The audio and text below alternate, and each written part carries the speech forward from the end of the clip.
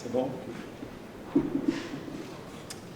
Bien, mesdames et messieurs, pardonnez mon expression plus tardive que prévu, mais j'ai tenu, avec le ministre de l'Intérieur et les élus de la République, à me rendre longuement sur place à Saint-Martin-Vésubie pour constater les dégâts et m'entretenir avec le maire, les forces de sécurité et la population sinistrée.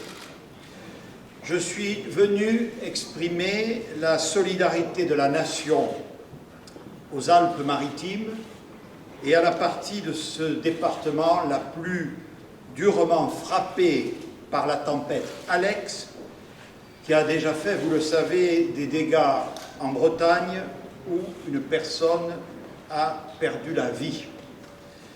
Il s'agit d'un phénomène climatique tout à fait exceptionnel, 500 mm de pluie en moins de 10 heures, la moitié de la pluviométrie totale du département en 2019, du jamais vu depuis l'installation des instruments de mesure. Mes premières pensées vont aux familles des personnes disparues. À ce stade, au moins 8 certaines et de très nombreuses personnes dont nous sommes sans nouvelles. Je ne vous cache pas notre vive inquiétude sur le bilan définitif de cet épisode. Mes pensées vont aussi à l'ensemble des forces de secours et de sécurité engagées pour faire face à cette catastrophe. 871, dont 204 en renfort. Encore une fois, celles-ci sont durement éprouvées, avec 2 sapeurs-pompiers disparus, un capitaine et un sapeur-pompier volontaire. Je pense aussi à nos collègues italiens, très durement touchés eux aussi. Dès hier, sur instruction du ministre de l'Intérieur, et dès que Météo France a placé le département en alerte rouge, des forces avaient été prépositionnées, sapeurs-pompiers, formation militaire de la sécurité civile, gendarmes, agents des collectivités territoriales dont je salue la très forte mobilisation, hélicoptères, associations de protection civile, militaires du génie et pilotes. Au moment où je vous parle, la priorité est à la recherche des victimes, à l'approvisionnement et à l'hébergement des populations sinistrées et au rétablissement des moyens de communication, notamment avec les 12 communes qui ont été les plus durement frappées. J'ai décidé dès ce matin de déployer également des forces complémentaires de l'armée, dès à présent des hélicoptères lourds et très rapidement un régiment du génie, ainsi que le Centre national des ponts de secours, dépendant du ministère de la Transition écologique, pour aider à des mesures d'urgence et de reconstruction.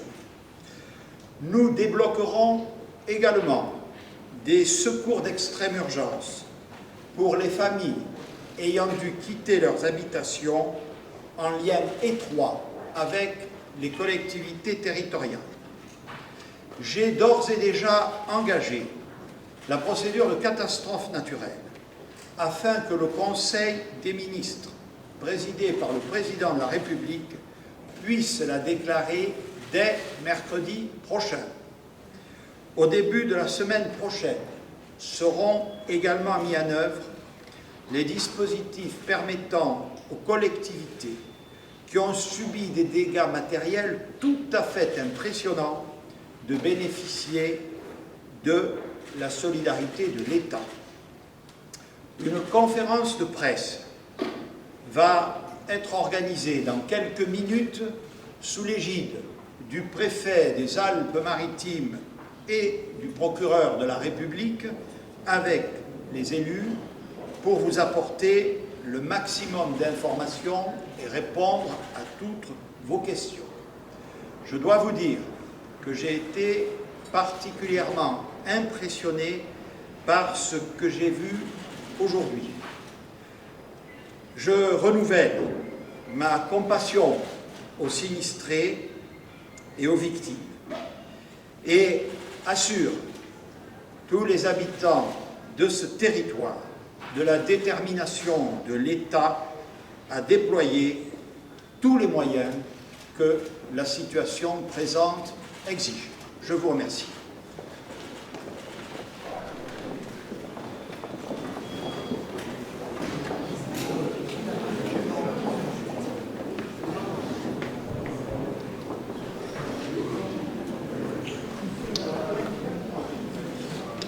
Bien, mesdames et messieurs les journalistes, vous avez entendu la déclaration du Premier ministre et nous sommes là maintenant avec les élus que vous connaissez autour de moi, avec monsieur le procureur de la République, le colonel commandant le groupement de gendarmerie, le contrôleur général commandant le SDIS et le délégué militaire départemental pour vous donner des précisions complémentaires.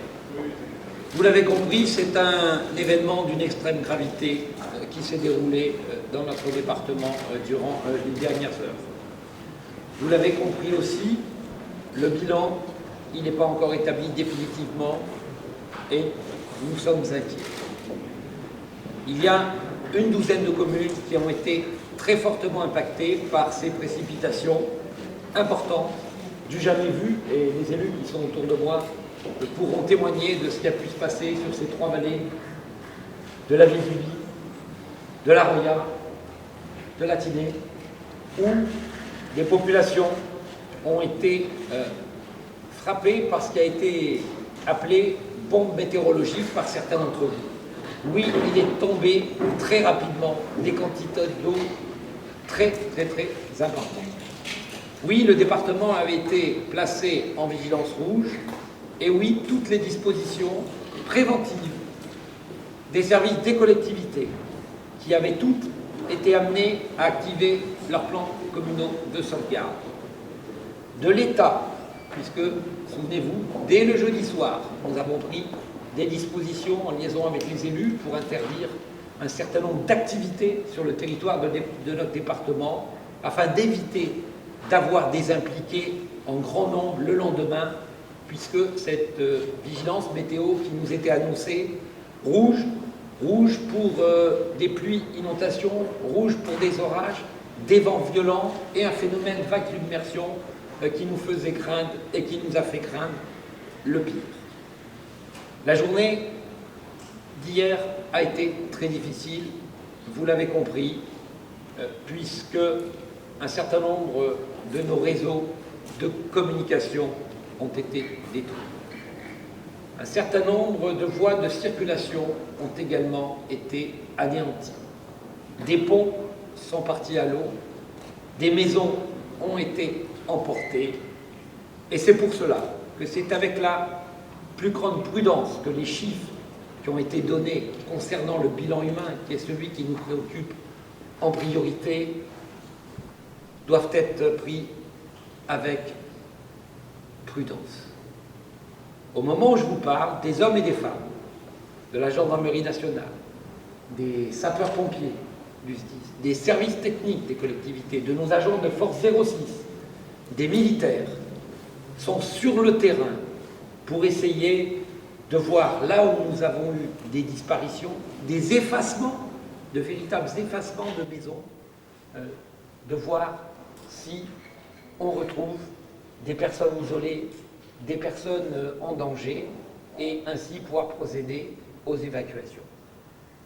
La grande difficulté hier a été celle de cette météo, notamment pour la troisième dimension, puisque les moyens aériens qui étaient prépositionnés, nous avions des hélicoptères prêts à décoller dès le matin, le plafond était bas, les vents étaient violents, et nous n'avons pas été en mesure de faire décoller nos hélicoptères. Et à partir de là, les techniques de sauvetage que vous nous avez vu mettre en œuvre, notamment lors de l'automne 2019, c'est-à-dire des hélitreuillages de gens se trouvant sur des berges, sur leur véhicule, sur le toit de leur domicile, ces moyens d'hélitreuillage n'ont pas pu être engagés.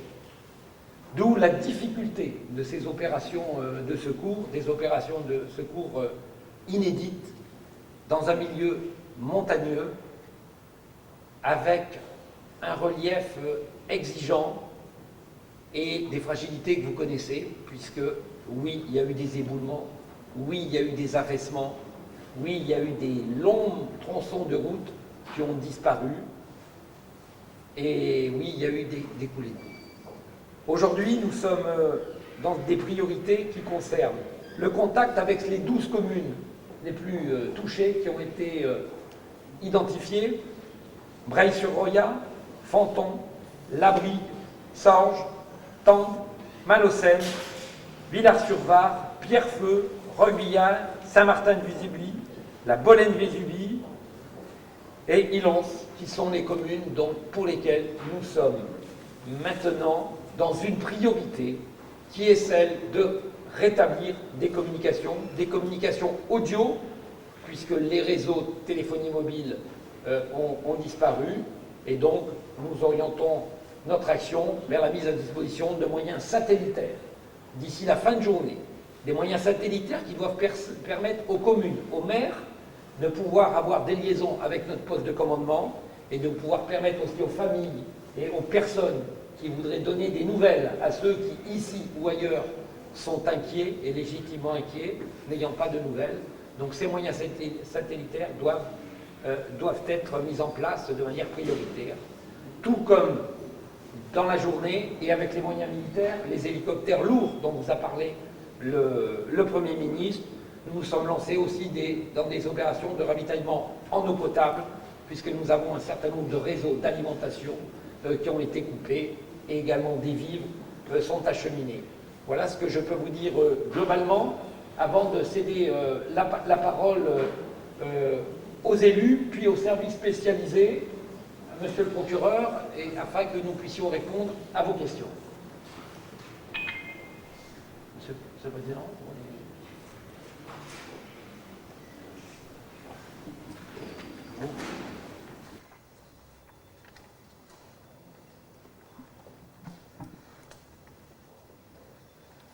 Bien, Monsieur le Préfet des Alpes-Maritimes vient de rappeler de manière informelle le contexte que vous connaissez tous, et ça n'est pas utile que je revienne dessus. Donc, de manière très factuelle, je vais simplement vous demander de porter à connaissance des habitants pour la partie qui concerne la compétence et les prérogatives de la métropole de Nice-Côte d'Azur, ce qu'il en est du point de situation au moment où je vous parle pour les axes de communication dont nous avons la charge et d'un certain nombre de sujets dont nous avons la charge, puisque je vous rappelle que dans les compétences qui sont principalement touchées par la tragédie qui nous a frappés et qui m'amène à adresser aussi à toutes les familles concernées et à toutes les populations concernées toutes mes marques de compassion et toutes mes pensées les plus affectueuses. Il y a près de 200 km de voiries métropolitaines qui sont concernés.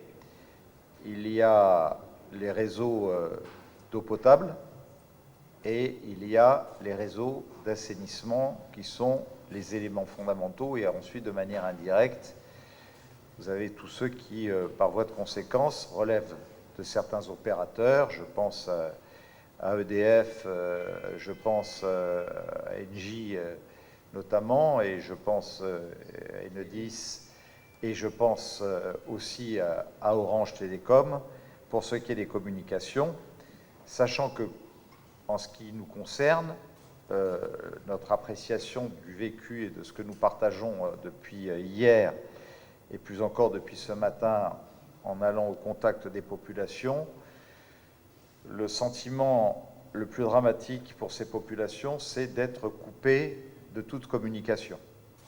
que chacun se dise que quand on est à Saint-Martin-Vésubie et qu'on ne sait plus rien parce qu'il n'y a pas la télé, il n'y a pas la radio, il n'y a pas le téléphone, et on n'a en plus pas l'éclairage et le chauffage, on se demande ce qui a pu advenir à sa famille qui habite à Nice, à Cannes ou Antibes, en se demandant si c'est pas pire ce qui s'est passé sur le littoral que ce qui s'est passé chez eux, et vice-versa. Et donc, aujourd'hui, il y a un travail de fourmi. Vous avez parlé d'appareils satellitaires. Je souhaite qu'effectivement, ce soit une réalité ce soir. Mais je sais qu'on n'y est pas forcément encore et que nous avons tous à beaucoup donner d'une autre. D'ailleurs, à cet égard, nous avons partagé la responsabilité d'évacuer les gens qui nous l'ont demandé prioritairement. Première question, est-ce que vous voulez rester au village? Non, pour une partie d'entre eux. Tout cela sont orientés sur le littoral, évacués par voie aéroportée. Et il y a ceux qui ont une résidence sur le littoral et qui donc n'ont pas besoin à partir de là qu'on les prenne en charge. Il y a ceux qui ont eu ou leur résidence détruite ou partiellement atteinte ou fragilisée, ou tout simplement qui ne veulent pas rester dans cette situation d'isolement dans leur village et qui nous disent on veut rentrer mais on ne sait pas où aller. Et donc avec le Centre communal d'action sociale pour certains, en partenariat avec le département pour d'autres sur nos compétences sociales partagées, devant le président du Conseil général et le député Éric Ciotti, nous sommes structurés avec l'aide du syndicat de l'hôtellerie et du tourisme que je veux remercier pour pouvoir les prendre tous en charge et que personne ne reste sur le bord du chemin. Il y a ceux qui sont en situation de santé précaire et fragile, qui ont été répertoriés par les personnels de santé hospitaliers et les services des pompiers sur place, et qui d'ores et déjà, au moment où je vous parle, ont fait la mesure d'évacuation pour être rapatriés sur des centres de soins du littoral.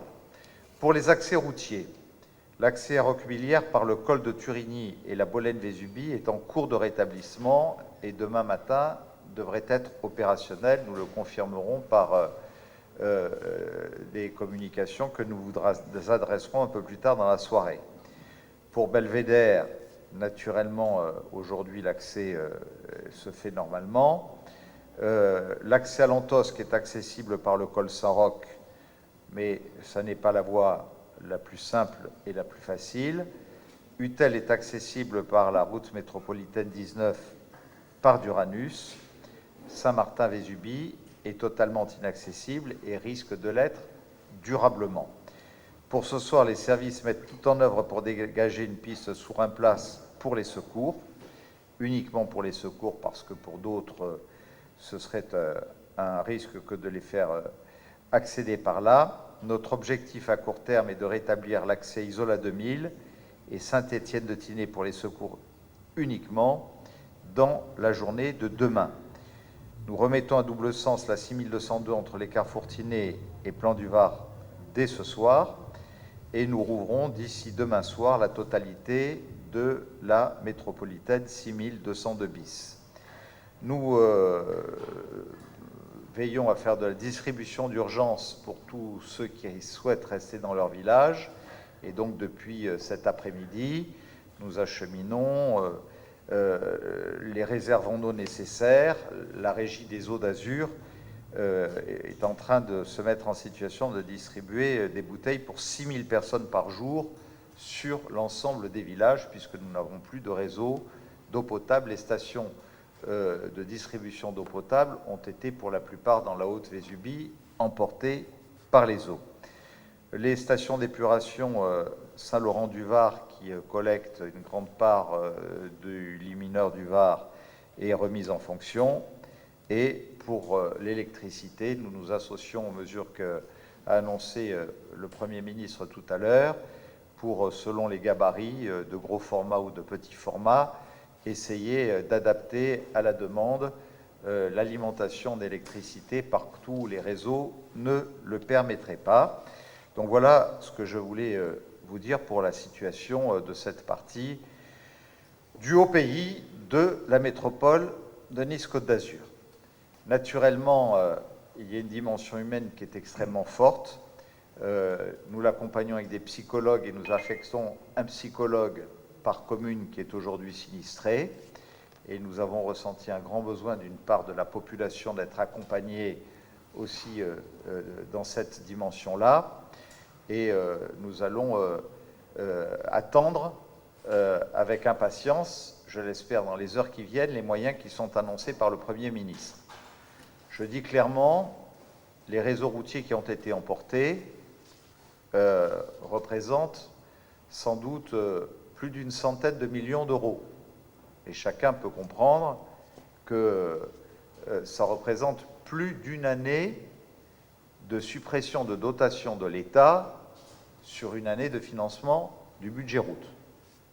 C'est-à-dire qu'il nous faudrait 3 ou 4 années de budget des routes pour ce seul réseau de la Vésubie et de la Tinée, du budget route, des 2500 km de voirie de la métropole que nous entretenons. Donc, naturellement, lorsque le Premier ministre nous dit j'annonce qu'il y aura un soutien exceptionnel de l'État, je le traduis par l'État prendra à sa charge tout ce que la maîtrise d'ouvrage que vous avez à assurer, je pense pour le département, mais je le prends pour la métropole, vous allez engager d'urgence, en sachant que si nous voulons aller vite, on s'en entretenait avec Éric Ciotti cet après-midi, quand je dis vite, c'est sur quelques mois, quelques semaines pour les parcelles qui seront les plus faciles, c'est reconstituer la voirie là où elle passait et pas chercher à faire de nouveaux tracés qui seraient impossibles et qui pourraient nous conduire à des procédures à plusieurs années. Donc, que les ingénieurs du génie qui vont nous être adressés par l'État, que les ingénieurs du département et des voiries métropolitaines qui vont travailler en commun et mutualiser, se mettent au travail tout de suite pour que nous soyons capables de régler ces problèmes. Et en même temps, je demande au Centre national des voiries, qui dépend du ministère de l'Environnement, de nous dépêcher des moyens qui nous permettent, avec l'aide du génie, de déployer des passages provisoires, par exemple d'étendre une passerelle, un pont, là où, entre une rive et l'autre de la Vésubie, on ne peut plus passer aujourd'hui au sein même d'une commune comme à Saint-Martin-Vésubie. Donc tout ça, c'est à évaluer dans les jours qui viennent avec l'arrivée du génie et avec nos propres services, mais ce sont autant de sujets sur lesquels il y a urgence à se mettre au travail.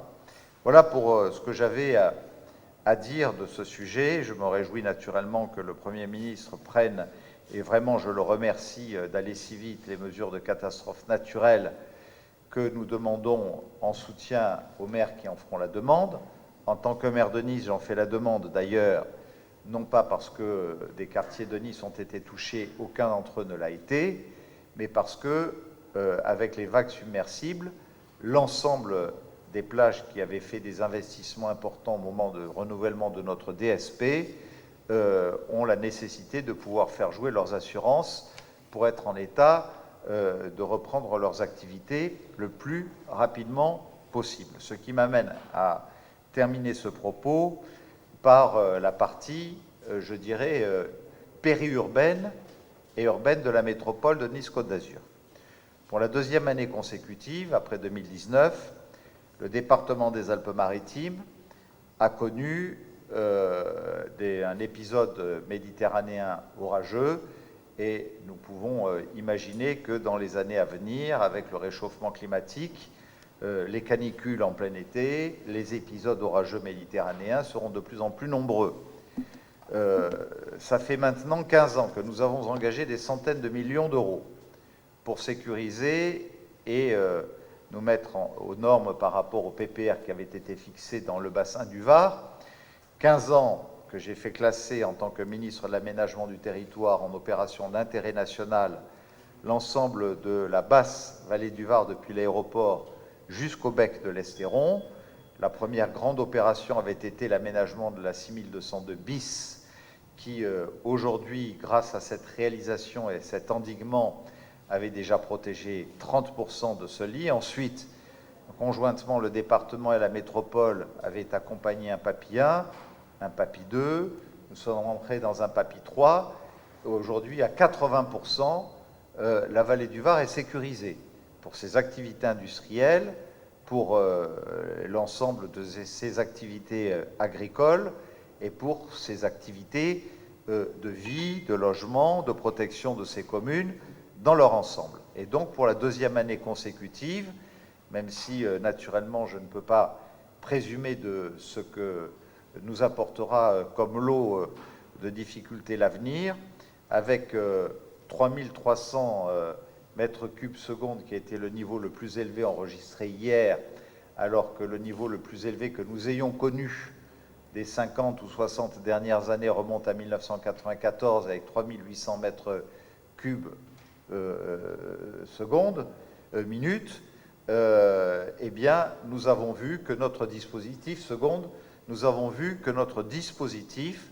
avait totalement protégé le bassin du Var, l'activité que nous y développons, le plan local d'urbanisme métropolitain que nous avons fait valider au 31 décembre dernier et qui est aujourd'hui en œuvre, que tous les réseaux souterrains que nous avons aménagés, par exemple tous les réseaux collinaires, aujourd'hui de structurer la technopole de Nice-Méridia, par exemple, eh bien, ce sont des canalisations d'un volume extrêmement conséquent qui récupèrent des eaux de ruissellement qui vont directement se jeter dans le lit du Var, là où avant, c'était des inondations à perte de vue sur des réalisations, des casses automobiles qui avaient été aménagées il y a 50 ans de ça, sans droit ni titre.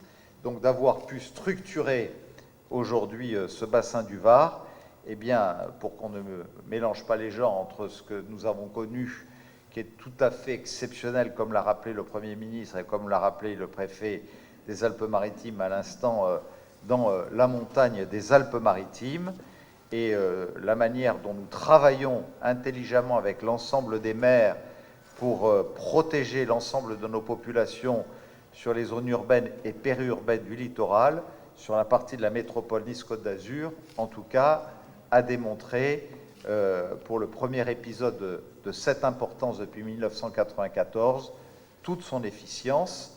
Donc voilà une précision qui me paraissait importante pour que dans les commentaires, on ne mélange pas ce qui se passe et qui est souvent interprété de manière assez péjorative sur les zones périurbaines et sur des incidents de montagne qui sont d'une autre nature et où naturellement, quoi que fasse l'homme dans les années qui viennent, même si nous prendrons encore des précautions plus importantes, même si du plan local d'urbanisme métropolitain que nous avons fait voter pour ces communes aussi au 31 décembre, il y a eu des réductions de droits bâtir très conséquentes qui ont été accordées et inscrites dans ce plan local d'urbanisme métropolitain. Naturellement, la montagne sera toujours plus forte que l'homme. Voilà pourquoi il est important que nous ne soyons jamais en deçà en matière de prévention, mais toujours à un niveau plus élevé. C'est ce que nous avons choisi avec l'État lorsque nous avons validé les mesures qui prennent leur cours pour les décennies à venir et où nous ne cesserons de renforcer naturellement les moyens et notre attention. Merci, Monsieur le Ministre. Monsieur le Président du Conseil Merci, départemental. Monsieur le Préfet, de nous laisser la parole et d'organiser un petit peu cette conférence de presse dans un débat qui permet de parler à bâton rompu, si j'ose dire, de la journée que nous venons de vivre et de la veille de cette journée qui a été particulièrement délicate. Je crois que vous avez dit beaucoup de choses. Le Premier ministre, que je remercie à mon tour d'être venu, a dit lui aussi beaucoup de choses, a posé le principe, et je le remercie d'être venu avec le ministre de l'Intérieur si rapidement dans notre département pour poser le principe d'une solidarité de l'État à l'égard du département, à l'égard de la métropole, à l'égard des intercommunalités et des communes. Monsieur le Préfet, vous avez dit beaucoup de choses. Le président de la métropole a également brossé un tableau avec énormément d'éléments. Je rajouterai simplement que l'épisode que nous venons de vivre est un épisode que je qualifie globalement de millénal, car il y a eu des précipitations qui sont tombées entre 200 mm d'eau jusqu'à 350 mm d'eau en certains endroits, détruisant et faisant partir des maisons qui dataient de 1750 et même avant, allant sur des emprises du lit de nos rivières bien au-delà de ce que nous avions l'habitude de voir, c'est-à-dire un épisode et un phénomène particulièrement dramatique, mais exceptionnel. Exceptionnel avec cette tempête Alex qui a fait des dégâts et des morts, un mort avant que d'arriver chez nous. Et je crains que le bilan qui soit fait dans les Alpes-Maritimes ne soit malheureusement plus dramatique. Je reviens 2 secondes sur l'emprise des vallées. On a beaucoup focalisé sur la vallée de la Vésubie. On a vu Saint-Martin de Vésubie dévasté. On a vu Roquebillière amputé. On a vu également la Tinée touchée. On a vu la Roya dans un état dramatique. Et j'y ajouterai, parce que je ne veux pas qu'il y ait un Maralpin qui se sente isolé de ce constat que nous dressons aujourd'hui, la vallée de l'Estéron. Et il y a, Monsieur le Préfet, dans les 12 communes que vous avez énumérées, des communes de chacune de ces vallées. Alors, c'est une solidarité que nous exprimons au niveau du département. Et je veux dire ici que nous avons vécu l'épisode des catastrophes de 2015, avec 200 mm d'eau qui sont tombés en moins de 2 heures sur l'ouest du département, sur Cannes, sur la Siagne, provoquant des décès. Eh bien, aujourd'hui, ces maires-là, ces présidents d'Interco m'ont appelé en me disant « Nous sommes là, nous sommes solidaires de ce qui arrive à la métropole, nous sommes solidaires de ce qui arrive au département, nous sommes solidaires de ce qui arrive à la montagne des Alpes-Maritimes. Si vous avez besoin de nous, on est là. » De la même manière, le président du syndicat des hôteliers a appelé Christian Estrosi, a appelé Eric Ciotti, m'a appelé en nous disant « Si vous avez besoin de loger des gens, il faut nous appeler, nous répondrons présents. » De la même manière, les entreprises, les représentants de l'UPE, le président de l'UPE m'a appelé hier soir et m'a passé un message en me disant « On est là, on est mobilisés. » Au moment où j'étais dans la vallée de l'Estéron, bloqué entre 2 coulées de boue, je peux vous dire que j'ai vécu cet épisode avec beaucoup d'émotions. Autant d'émotions et pratiquement des larmes aux yeux en voyant les dégâts que j'ai pu constater ce matin en visitant la Vésubie, en visitant la Roya, en survolant. Et je me dis qu'il faut à tout prix que nous ayons à la fois les moyens pour couvrir cet épisode, et tout le monde l'a dit, mais il faut rester mobilisé pour venir en secours à nos populations. Il faut rester mobilisé pour venir en secours à nos infrastructures, à nos populations. Nous discutions avec Eric Ciotti à l'instant de ce qui avait été fait en 2015. Et nous nous apprêtons à prendre une décision de 1 500 € d'aide financière à tous les habitants qui auront vu leur habitat disparaître. Et nous en avons vu un certain nombre. Là aussi, l'émotion de se retrouver nu et cru, le sac à la main quelquefois, et même quelquefois sans sac, a été quelque chose de poignant. Et puis, il y a les aides aux communes pour rebâtir. Oui, c'est par centaines de millions, et voire plus. Centaines de millions sur des localisations qu'il faudra pouvoir apporter. L'État nous apporte sa contribution, les collectivités joueront pleinement, et le département y prendra sa part. Je dirais, devant le président délégué de la région, qui n'en a pas parlé, mais qui aurait pu le faire largement, que son président, Renaud Muselier, m'a fait part, là aussi hier soir très tôt, de sa solidarité avec le département des Alpes-Maritimes. Et j'ai envie de dire, à ce mouvement, à cet engagement, eh bien, il faut reconstruire ce département, car de voir ces routes dévastées, rien n'est pire. Il y a, quand on fait le bilan, je ne reviens pas sur les routes de la métropole, Christian Estrosi en a dressé un bilan parfait. Sur les routes qui concernent le département, l'accès sur la haute vallée du Var, qui elle aussi a pris son lot de flots hier après-midi, hier soir, cette nuit. L'accès se fait aujourd'hui par la vallée de l'Estéron, car la Mescla est toujours verrouillée. Donc la vallée de l'Estéron, qui a subi des aléas, permet malgré tout, par le col Saint-Raphaël, de pouvoir basculer dans la vallée de l'Estéron. Sur la vallée de la Tinée, le rétablissement se fait petit à petit pour tout ce qui a été dévasté, mais il n'y a pas, selon le président de la métropole, et je confirme ses propos, d'accès bloqué. Sur la Vésubie, tu l'as dit Christian, on n'y revient pas.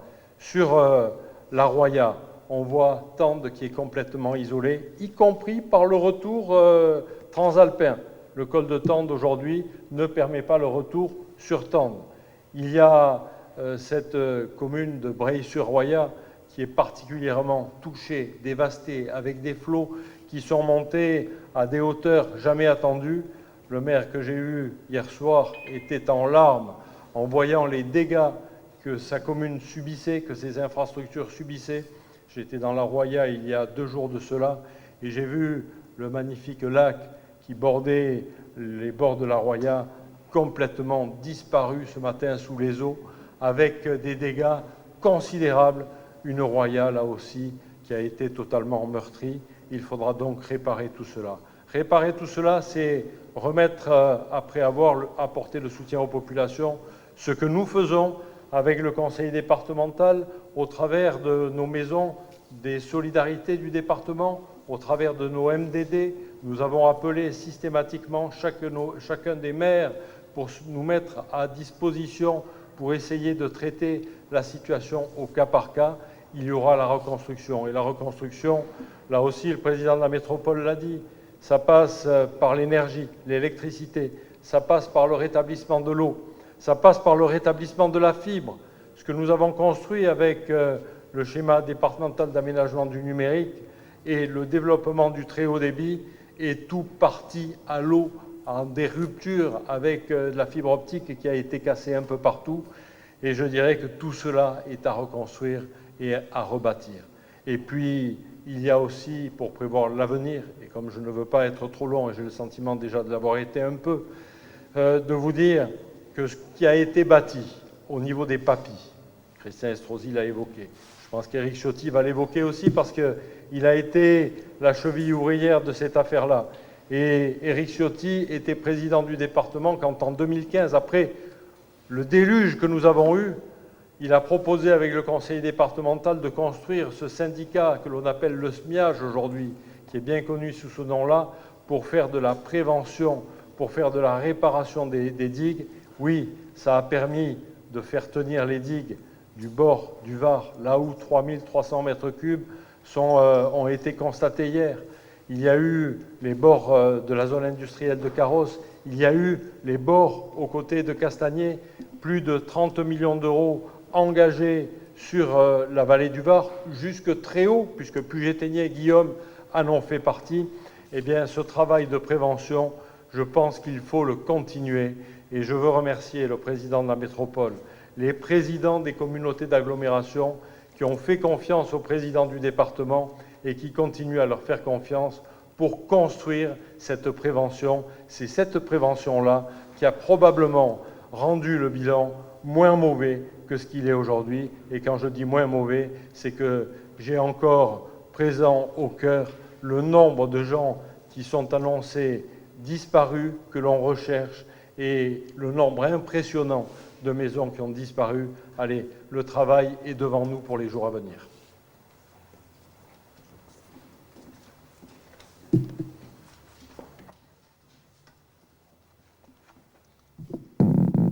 Quelques mots à mon tour, quelques mots empreints de gravité et d'émotion. L'émotion que j'ai ressentie ce matin en survolant mon village de Saint-Martin-Vésubie, en survolant la vallée de la Vésubie qui est dévastée et qui m'a transformé dans un état de sidération en voyant le village où j'ai toutes mes racines, où mon père réside, dévasté, où j'ai vu le cimetière du village emporté par les flots, beaucoup d'équipements publics et où ce soir on recense 66 maisons emportées par les flots sur la seule commune de Saint-Martin-Vésubie.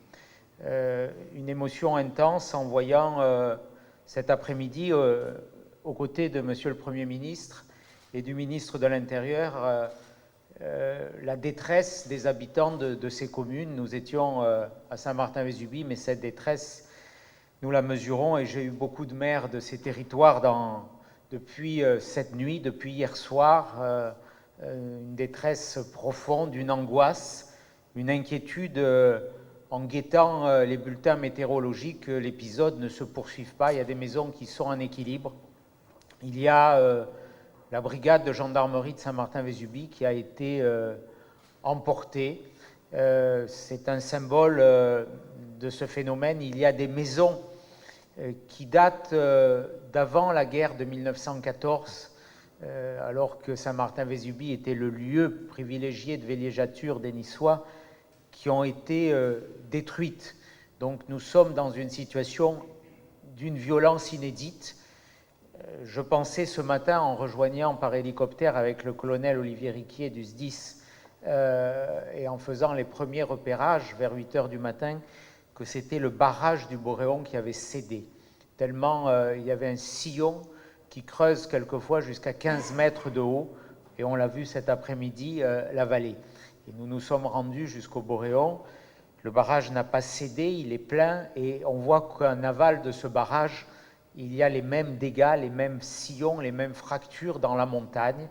Nous avons vécu un épisode sans doute inédit dans l'histoire météorologique et dans l'histoire contemporaine, avec les chiffres que rappelait Monsieur le Premier ministre de 500 mm d'eau qui sont tombés en quelques heures. Donc face à un tel déchaînement des événements, aucune protection ne peut résister, aucune situation ne peut résister. Et je dirais, quand on voit Saint-Martin-Vésubie, qu'un bâtiment a peut-être protégé le village, on n'en sait rien, l'histoire le dira, mais le Vesubia Mountain Park, que j'ai eu l'honneur de créer, a servi de digue au village, et tout est détruit en aval, tout est détruit en amont, et a protégé peut-être ce village. Je redoute à cette heure le bilan. On a 11 disparus dans le département des Alpes-Maritimes. Ce bilan, nous craignons qu'il s'aggrave.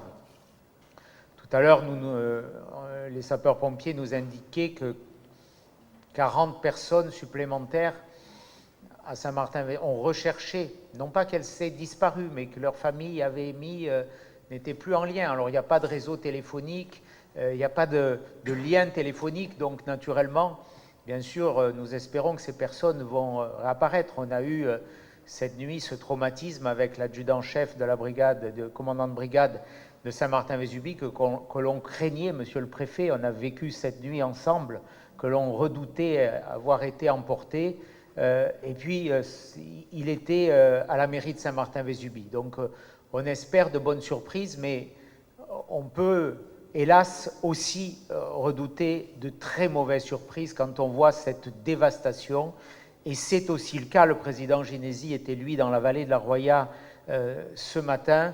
Il y a cette situation. Donc, à cette heure, je veux penser, je ne veux pas évoquer le mot de victime, mais aux disparus, et notamment à ces 2 sapeurs-pompiers emportés sur la commune de La Bolène-Vésubie, à ce capitaine sapeur-pompier professionnel et à ce jeune sapeur-pompier volontaire qui est un ami de Saint-Martin-Vésubie, 31 ans, qui était dans ce véhicule.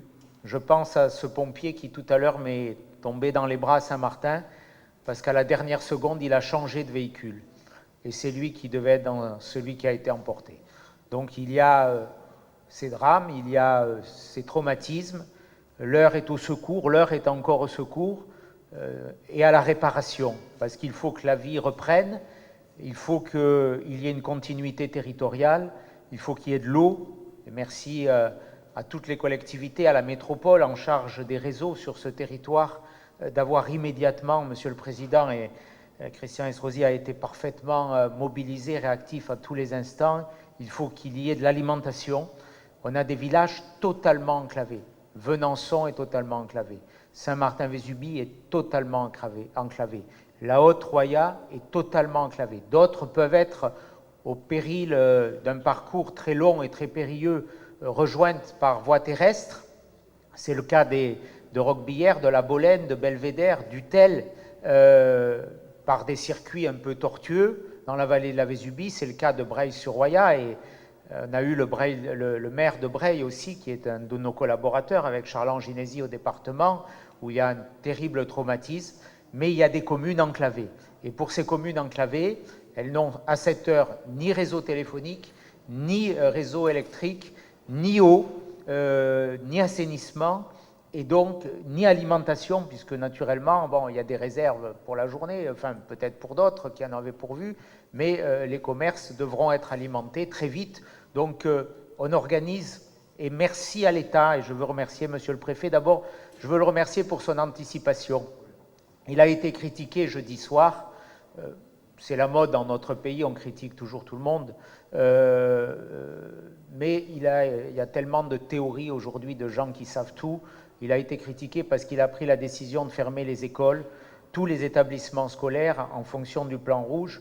Si on n'avait pas fermé, si Monsieur le Préfet n'avait pas pris cette décision, on aurait eu hier soir tous nos collégiens sur les routes du Haut-Pays. Il n'y a plus de routes, donc on aurait sans doute beaucoup plus de traumatismes et de victimes. Donc ça a été une décision d'anticipation salutaire, grâce à l'anticipation aussi de Météo France. On avait eu un débat, je les avais ouverts en 2015, parce qu'on n'avait pas eu la même anticipation en 2015. Là, il y a eu anticipation. Donc aujourd'hui, merci au service de l'État, merci au Premier ministre, au ministre de l'Intérieur. Ils ont été présents, je les ai eus tous les deux plusieurs fois cette nuit. Ils sont allés à Saint-Martin-Vésubie. Le Premier ministre a consacré beaucoup d'écoute, avec beaucoup d'humanité aux populations. Il a organisé lui-même la mobilité vers le littoral des personnes qui voulaient partir, la mobilité vers l'autre, vers le cœur du village, parce qu'on ne peut pas passer d'une rive à l'autre du Boréon aujourd'hui. Il y a des personnes qui étaient réfugiées sur la rive droite et qui voulaient aller dans leur village. Donc il y a aujourd'hui 200 personnes qui vont être héliportées ce soir vers l'aéroport Nice-Côte d'Azur, qui vont être logées. Merci aux taxis niçois d'assurer aussi le retour vers leur domicile, et ils le font de façon très, très engagée. Et puis il y aura, Christian Estrosi, président Ginesi l'ont dit, un immense chantier de reconstruction. Je suis incapable de chiffrer à combien s'élèvent les montants. L'unité sera sans doute la centaine de millions d'euros, plusieurs centaines de millions d'euros sur le département. Nous demanderons les moyens, la solidarité de l'État. Je le ferai mardi à l'Assemblée nationale, bien sûr, mais on en a parlé au Premier ministre. Il faut que la solidarité nationale s'exprime. Le classement en catastrophe naturelle est acquis, j'en remercie le gouvernement, mais il faudra bien sûr aller au-delà.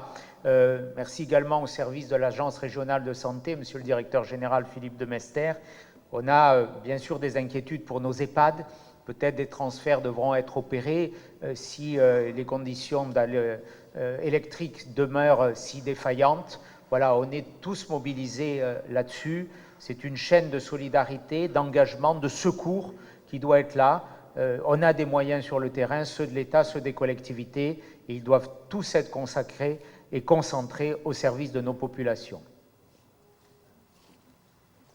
Je voulais préciser que sur les aides, parce que peut-être, monsieur le préfet, si vous pouvez communiquer, parce qu'on reçoit beaucoup excusez-moi de reprendre la parole, beaucoup de messages de populations qui sont sur le littoral, qui sont inquiètes de ne pas avoir de nouvelles de leur famille dans le Haut-Pays. Donc il faut qu'il y ait une cellule, il y a une cellule à la préfecture qui peut faire le lien avec les gendarmes et les pompiers qui ont des moyens satellitaires sur place, et donc il y a peut-être ce numéro à communiquer, et ainsi que celui du département pour les aides d'urgence, là, de 1 500 € tout de suite. C'est un numéro, le 0805 016 666, 0805 016 666, avec le site Mes démarches 06 pour mobiliser les premiers secours d'urgence pécuniaires.